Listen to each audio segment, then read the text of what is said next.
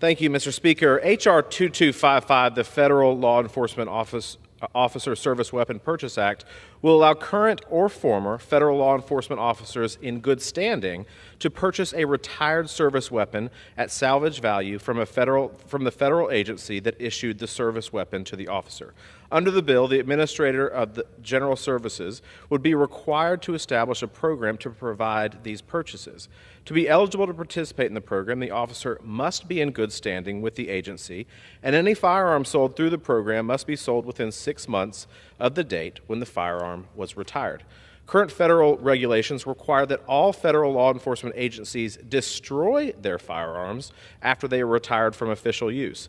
This regulation costs the American taxpayers millions of dollars every year. For example, in 2022, the Fraternal Order of Police notified Congress that multiple federal law enforcement agencies were in the process of replacing their service weapon. The replacement of these service weapons accounted for the destruction of approximately 20,000 firearms, costing the taxpayers roughly $8 million.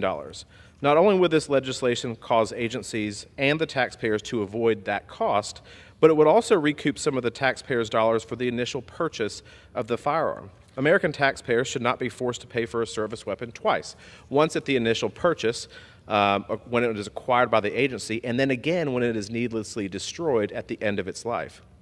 Law enforcement officers should have the opportunity to purchase the service weapon they use while serving in law enforcement.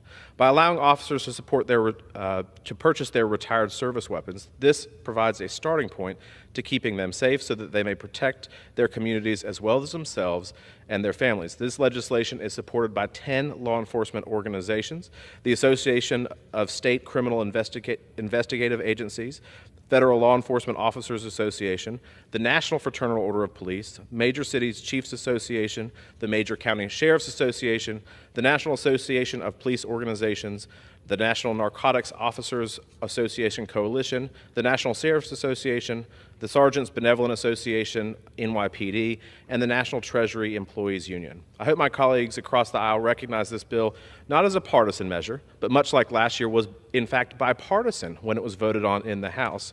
It is a common sense cost savings initiative that supports law enforcement and the American taxpayers. I urge my colleagues to support this bill, and I reserve the balance of my time.